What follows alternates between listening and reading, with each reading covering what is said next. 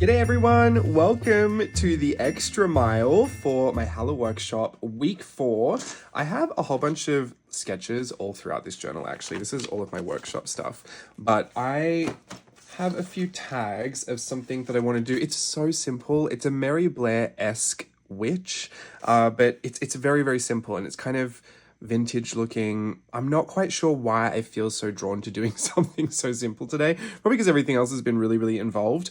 But I want the drawing to be simple and I kind of want the coloring to be really intense and, I don't know, exciting. I think I want to just throw every colored pencil I have at the piece. And I might have to do that in speed because I'm not quite sure. We'll see how far we go. But I'm going to draw this out first. Very, very simply. I have a couple of options here and they're so slightly different, but I'm going to lean more into this one. I need to go with the head that's kind of substantial enough, but right in the middle of the page because I need the hat to really pop off and go huge. So I'm putting a circle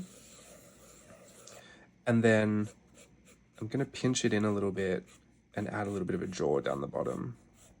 This is not typical of a Mary Blair face to have this kind of peanut shape or this bean shape. This is more Yoshitomo Nada, who is a Japanese artist that I get really inspired by a lot. So we're kind of blending here. Bit of that bean shape, big forehead. I love a big forehead. The eyes sit somewhere down here on this circle line, and they're going to be very almond shaped. I like to do the top part of the eye is this rainbow that kind of hooks in at the end, and then this scoop circular bottom part of the eye. It's such a specific shape. I've never really mastered the shape, but it's something like that in my mind. And a tiny little nose on an angle, just a little dash. And I could either do the ooh mouth, the number 6 or the 6 backwards and color it in, or I could just do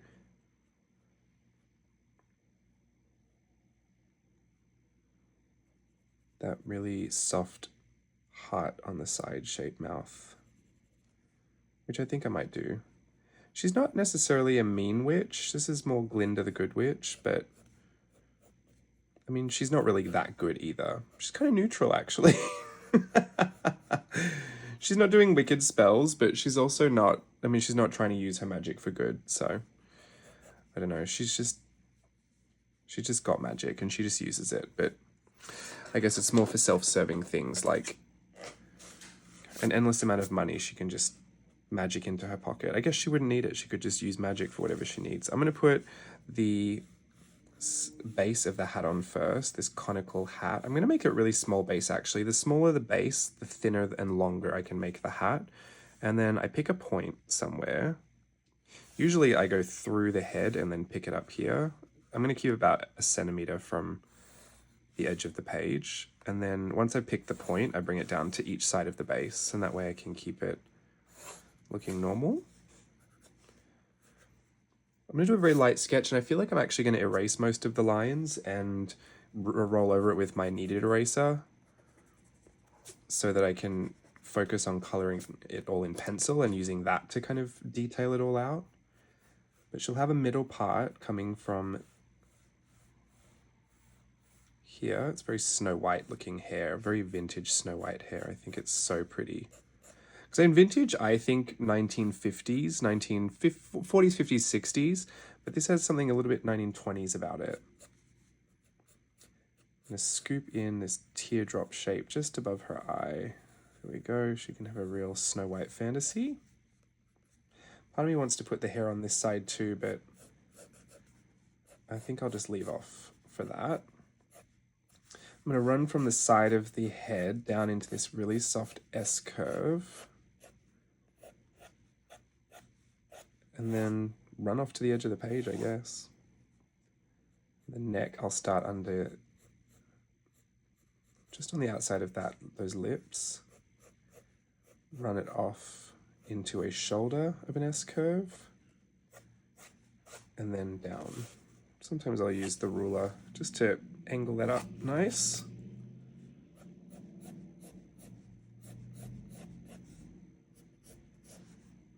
And then from here, I don't, pardon me, I don't want that neck to, I don't want it to touch the jaw. So I have to erase that a little bit, but I'm going to bring it a shadow under the chin to separate it. Nice long, elegant giraffe neck. And then she has a collar that just peeks out above the eyes. It's like a rainbow, but you're just skipping over the head. I don't like it to come out too far because I like it to look like it's really narrow in on her. And then pull this bracket in, and then pull this bracket in, like inverted bracket shapes. It's kind of pulling off center down here a little bit because she's turned. And then from each edge, I'm going to pull it down to the outside so that I can just put that tiny suggestion of a collar. So it's, I guess, Snow White. It's very Snow White looking. I guess if Snow White was a witch, this is her. If the tables were turned and she was out with the poison apple for some reason. Also put this kind of loop shape over here for a shoulder. It's not really a shoulder, it's just kind of a detail in a cape. I imagine this is some kind of cloak cape type deal situation. The simpler but more effective the silhouette is, I think the more fun I'll have coloring it all in. I don't even know if I'll do patterns or anything. This is really it. This is the whole piece. This is the drawing. Let me grab my steamroller. This is a kneaded eraser. I just roll it up like a sausage and then push it over the whole thing and it'll take up most of the graphite.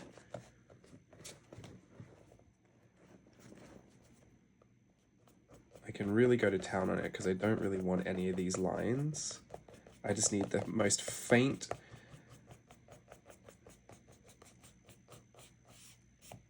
suggestion of a line because I think I want to scribble the whole thing in.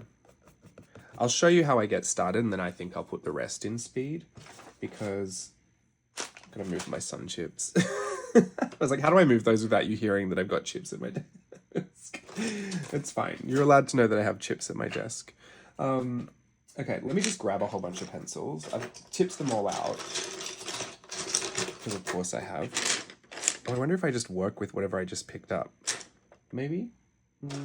I'm looking for a mint green if I can. Do I have that? Oh, here. I should do classic witch colors. I'm gonna grab all these pencils because I think that's part of the fun of it. Is trying to fit all the pencil colors in there. I did this before in Mermaid earlier this year and I loved the way that it looked. It was super intense. After a while, I was like, where do I even put the next color? There's just so much going on, but I did manage to put almost every single pencil, I think, that I tipped out. I think I had it in the piece somewhere. It just becomes its own little challenge. So I guess I can put any color anywhere, but I will start with this grey, this grey green. And what I'm gonna do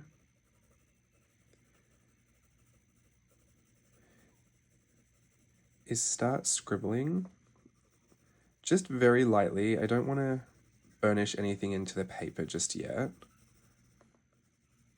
I might try and work similar colors, so all of her skin tone is this greeny, bluey, grey kind of skin tone.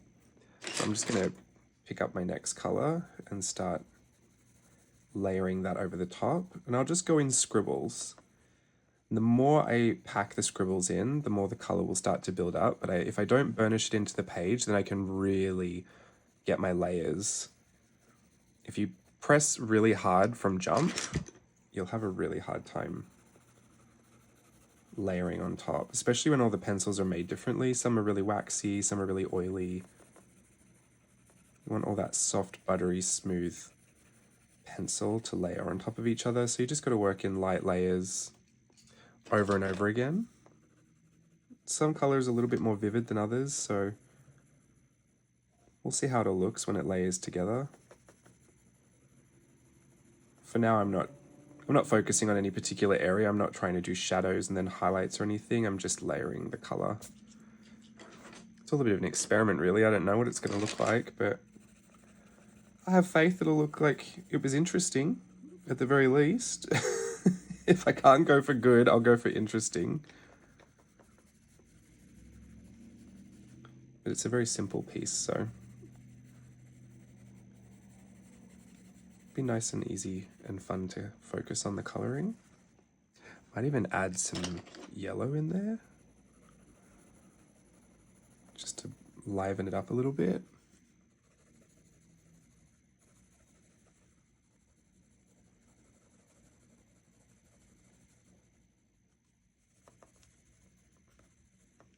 And maybe some of this rich blue color. I'll start to scribble over some of these details, like the eyes. Now, I don't want to neaten anything up. I don't want to draw these eyes on with clean lines, like the nose and the lips. I want to scribble it on. The whole thing should look like it just came out of scribbles. So I have to be careful not to like tense up and start trying to put line work on. This is a dark green. I'm going to add that to the blue. I don't really like anything to be one color, so even if I've pulled some of the attention to these details out, we'll just work to add lots of tones everywhere. Obviously that chin shadow has to be a little bit darker than everything else, so maybe I can put a few little shadow areas in with this deeper green. Mainly around the hairline and around the perimeter of the face. Sometimes just a lighter scribble around the eyes will give it a nice, give the eyes a nice set into the head. I think it looks really pretty the way that it is. I should probably just stop there. I'm gonna go peach just under the eyes on the cheek. I love a peach cheek. I think it's very vintage looking.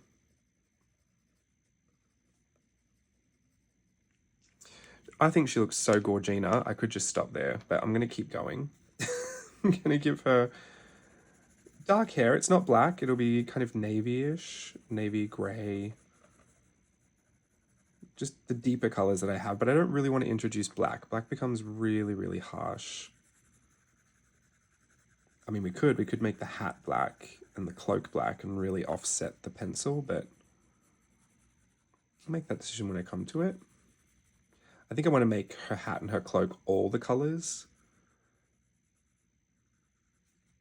But I also have a rainbow pencil, so I could kind of use that to my advantage and add a bunch of color all at once. But I think the effect is different than manually switching out each of your pencils, so we'll see. I'm going to put a bit of that into the eyes as well. Just really want the eyes to be the deepest, richest color, so got to keep adding that around. And because it's so blurry, there's no actual lines. Oh, excuse me. Pardon me. It becomes more of an optical illusion. Your brain pieces it all together. Bit of this mustard color, this olive green, deeper blue.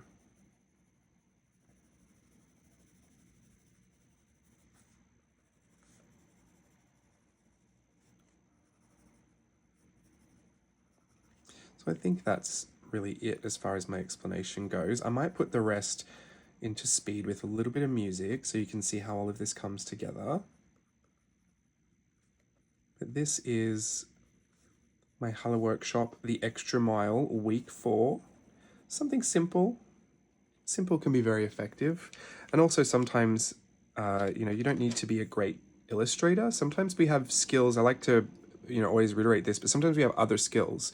Like some people are really great at choosing colors and can employ a really simple coloring technique, like using Copic markers, and really display that they have a skill for, making color palettes. Like Mary Blair was really renowned for her use of color. She was also a great technician and had great skill, but you know, you don't have to always be a great illustrator to be able to create great work. Even though illustration is a lot of the base of what I like to do, sometimes I will completely forget about the skill of illustrating and focus more on rendering or, you know, certain techniques that finish a piece a certain way. You know, I just feel like there are so many different things you have skill in over time. Like the more you play, you build certain skills, and sometimes we tend to worry if our illustration skills aren't the best and don't give enough credit to all the other skills that we might have.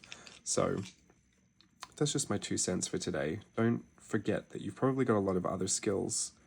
Even swatching watercolor works to build on your painting skills. It works to build on your color selection skills. It works to your brush control, your control of like water and how paints blend on a page. If you were someone who likes to swatch watercolor and you thought, you know, I'm pretty good at that, but you look at this really simple drawing and you're like, I don't know how to finish that and make it look good.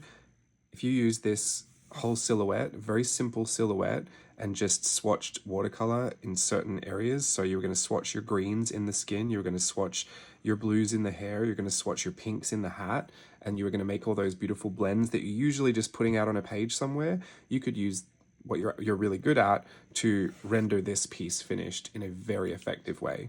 And it would rely a lot less on your skill as an illustrator. You just have to draw out a basic silhouette, which I think most people can do, this triangle and this, you know, cloak shape. There aren't too many difficult shapes in this, but you can really highlight one of your other skills. So there isn't always virtue to drawing something really advanced and detailed, even though I do like it. All right. I think I will do what I said. I'll put it in speed. Thank you so much for joining me for the extra mile. If you would like to join our Halloworkshop, the return student coupon is finished now. So if you haven't used that, unfortunately, that is no longer available. But I would love to see you over in the Halloworkshop. We are halfway now, yes, because we have our 7 weeks and this is week 4. So we still have a lot left to go, but I posted a lot on my social media, on my Instagram, so please be sure to follow us over there. Even if you're not in the workshop and you just like to play along and be inspired by other people's works, there's tons of hashtags you can check out and lots of people sharing lots of great work that really enjoy being interacted with. So I would encourage you to go have a good time there. And I will see you when I see you next. Thank you so much for joining me. Until then, bye.